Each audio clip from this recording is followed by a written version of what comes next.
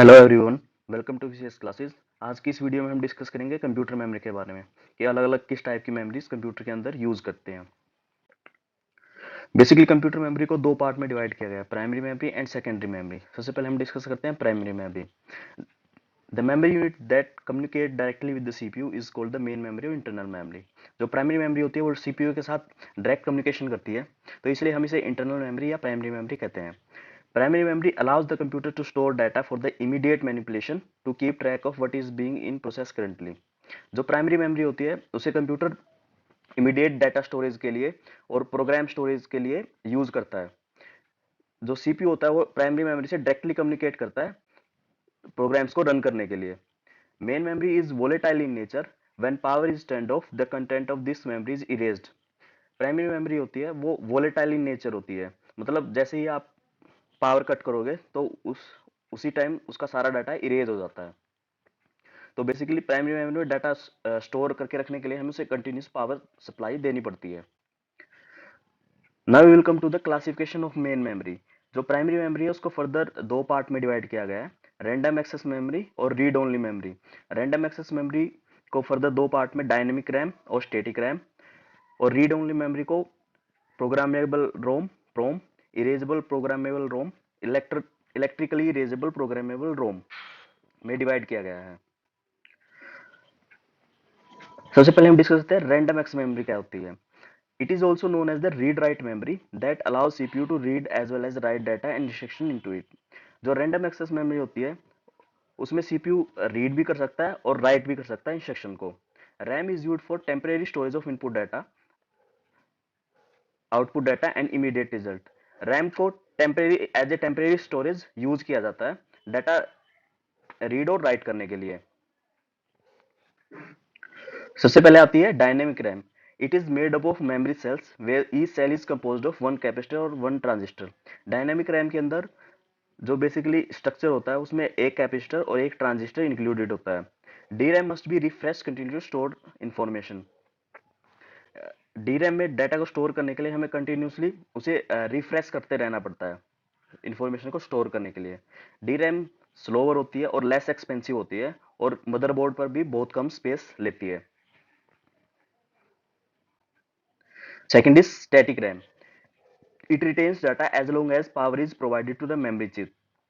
Static RAM के अंदर जब तक रैम के अंदर पावर रहेगी तब तक हमारा डाटा स्टोर रहेगा। S RAM need not to be refresh periodically. इसको हमें पीरियोडिकली रिफ्रेश करने की जरूरत नहीं पड़ती है जैसे कि हमें डायनेमिक रैम में जरूरत पड़ती थी। It is use multiple transistor for each memory cell. It does not use capacitor. Static RAM के अंदर हमें कैपेसिटर देखने को नहीं मिलता है, इसके अलावा हम मल्टीपल ट्रांजिस्टर का यूज किया जाता है मेमोरी सेल को मेड अप करने के लिए। SRAM is often used as cache memory due to its fast speed। दो स्टैटिक रैम होती है वो डायनेमिक रैम से फास्ट होती है, इसलिए इसे as a cache memory use किया जाता है। कैचे मेमोरी या कैशे मेमोरी भी बोल देते हैं। Setting next is read only memory. Read only memory को तीन पार्ट में डिवाइड किया गया है, programmable ROM, erasable programmable ROM, electrically erasable programmable ROM. It is also known as non volatile memory. जैसे कि रैम हमारी वोलेटाइल मेमोरी होती है वैसे ही हमारी रोम नॉन वोलेटाइल मेमोरी होती है। ये इसको हम as a permanent storage use करते हैं।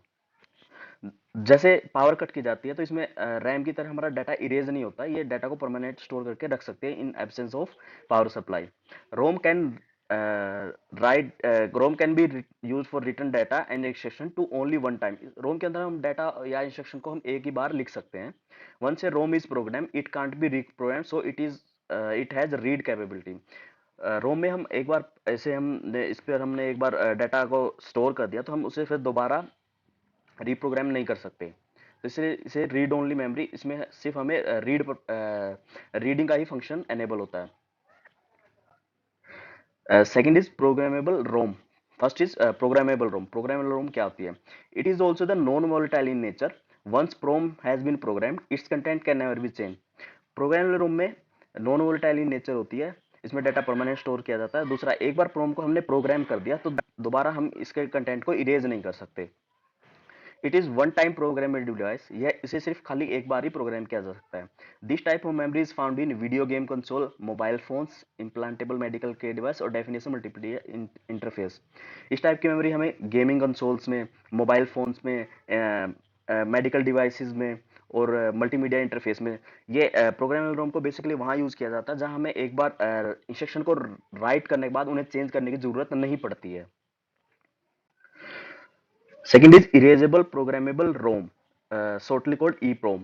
It is similar to PROM, but it can be erased by exposure to strong UV rays and can be rewritten.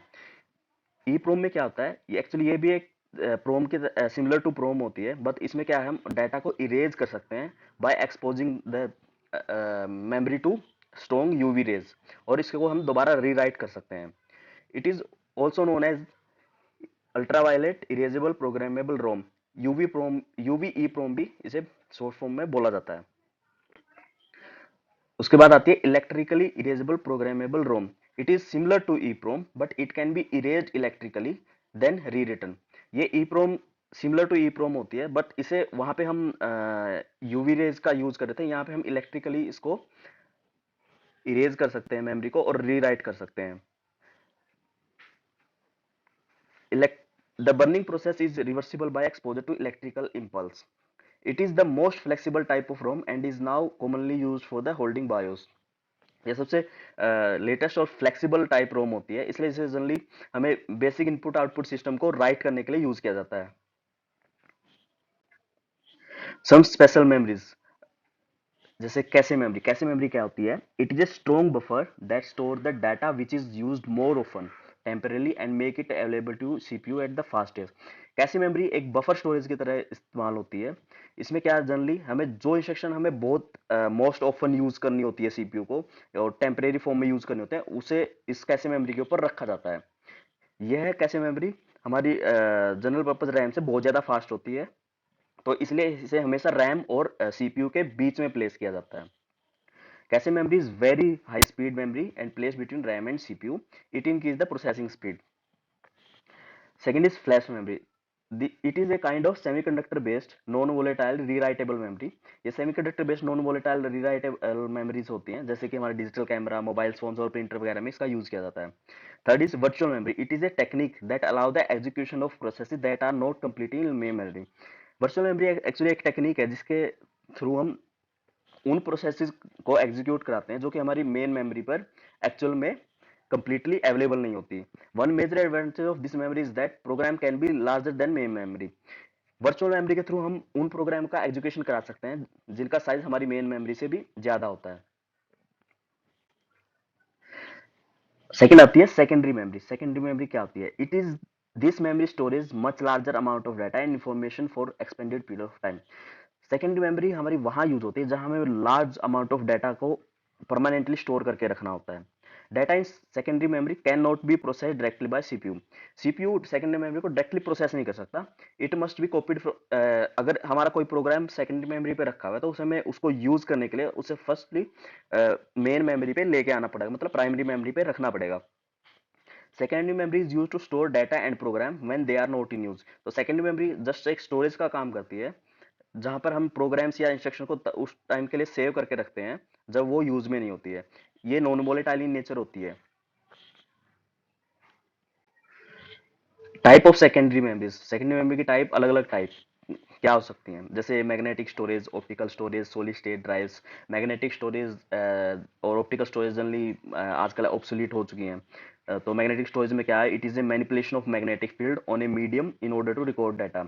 Magnetic storage में हम मैग्नेटिक फील्ड्स मैनिपुलेशन का यूज करते हैं data या audio video या other kind of data को use store करने के लिए, जैसे कि hard disk drives, floppy disk and magnetic tapes are example of magnetic storage. Second is optical storage. It is any storage type in which data is written and read with the help of a laser. Optical storage में हम data को read और right करने के लिए हम ledgers का इस्तेमाल करते हैं, जैसे कि हमारी सीडी, डीवीडी, ब्लू रे डिस्क ऑप्टिकल स्टोरेज का एग्जाम्पल है। Third one is solid state. Solid state drives are the latest in the secondary memory. It is a type of storage technique that employs the storage device built using silicon microchip based storage architecture. Solid state drive में हम silicon microchip based architecture का इस्तेमाल करते हैं, जैसे हमारी flash drives, memory cards are the example of solid state drives. Cloud storage क्या होती है? It is general term for anything that involves hosted service over the internet. Cloud storage a model of computer data storage in which the digital data is stored in logical pools। Cloud storage एक type का data storage system है जिसमें जो हमारी information या digital data है वो logical pools में स्टोर किया जाता है। इसी वजह से it is said to be on the cloud, इसे बोला जाता है। क्लाउड स्टोरेज में जो हमारा यूजर डाटा या सॉफ्टवेयर या प्रोग्राम है वो ओवर द नेटवर्क अवेलेबल होते हैं यूजर के लिए। इसे एज ए सर्विस यूज किया जाता है क्लाउड स्टोरेज को।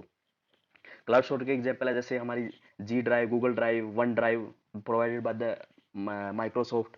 These are the example of cloud storage. Next is type of cloud storage. Cloud storage कितने टाइप का होता है? Public cloud, private cloud, hybrid cloud. First one is the public cloud. These are managed by third party which provide cloud service over the internet to the public। Public clouds के अंदर क्या होता है? Public cloud services को generally एक third party companies के द्वारा manage किया जाता है, जिसमें over the internet public domain में क्लाउड सर्विसेज प्रोवाइड किए जाते हैं। They offer solution for minimising IT infrastructure cost. Generally जो पब्लिक क्लाउड स्टोरेज होते हैं वो आईटी इंफ्रास्ट्रक्चर को मिनिमाइज करते हैं और act as a good option for handling peak loads on local infrastructure. ये लोकल इंफ्रास्ट्रक्चर पे हमें स्टोरेज के पीक लोड्स को मैनेज करने में हेल्प करते हैं। A public cloud is meant to serve the multiple user. Public cloud एक टाइम पे मल्टीपल यूजर को अवेलेबिलिटी प्रोवाइड करवाता है, not just the single user. जैसे हमारी जी ड्राइव या फिर वन ड्राइव पब्लिक क्लाउड के एग्जांपल है। Second is private cloud. Private cloud के अंदर क्या होता है? डिस्ट्रीब्यूटेड सिस्टम होता है जिसमें जनरली प्राइवेट या सिंगल पर्पज के लिए प्राइवेट क्लाउड का यूज किया जाता है। सिंगल पर्पज इंफ्रास्ट्रक्चर के लिए प्राइवेट क्लाउड का यूज किया जाता है। Distributed system that work on a private infrastructure and providing the user with dynamic provision for computing resources। जनरली प्राइवेट क्लाउड जो ओन करते हैं वो जनरली हमारी प्राइवेट कंपनीज या private organisation private cloud services का इस्तेमाल करती हैं। Hybrid cloud, it is a heterogeneous distributed system resulted by combining facilities of public cloud और private cloud। Hybrid cloud actually heterogeneous in nature होता है। यह पब्लिक क्लाउड और प्राइवेट क्लाउड सिस्टम का एक मिक्सअप होता है।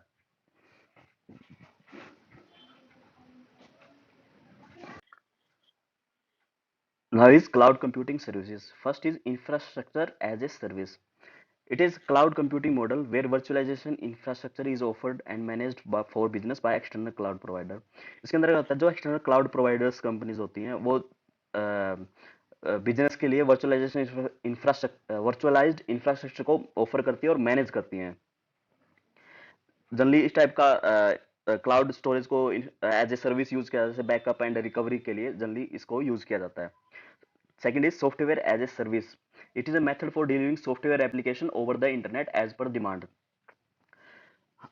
इसमें क्या होता है? जो हमारे सॉफ्टवेयर एप्लीकेशन को over the internet on the basis of demand provide किया जाता है। जैसे इसका मोस्ट कॉमन एग्जांपल है Microsoft Office 360।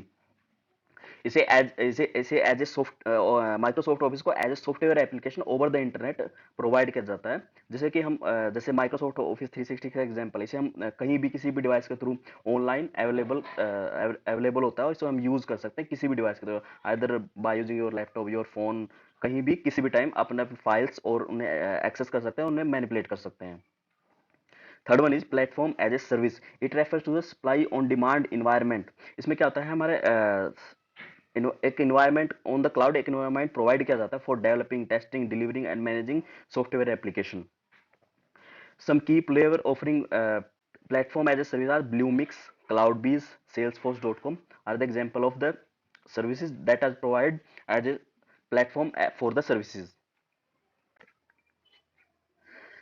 Now we will discuss about the several next generation memories। कुछ memories जो in the future use किया जाए, जैसे FEFAT और FERAM, मतलब next generation ferro electric memories. Nano tube RAM जो कि काफी टाइम से R&D में है। Nano tube RAM is targeted to deep space D RAM. In future इसे डी रैम की जगह यूज किया जाएगा। Phase charging memory, after searching the first PCM device Intel is reading a new version. Intel अभी phase charging memory के ऊपर काम कर रहा है। RE RAM, future version are position for AI apps मतलब आने वाले टाइम में आर्टिफिशियल इंटेलिजेंस के लिए हमें आर ई रैम का यूज देखने को मिलेगा. Spin orbit torque M RAM, next generation M RAM targeted to replace the static RAM. These are the example of several next generation memory that we will see that we will be used in the future for the more advanced application software.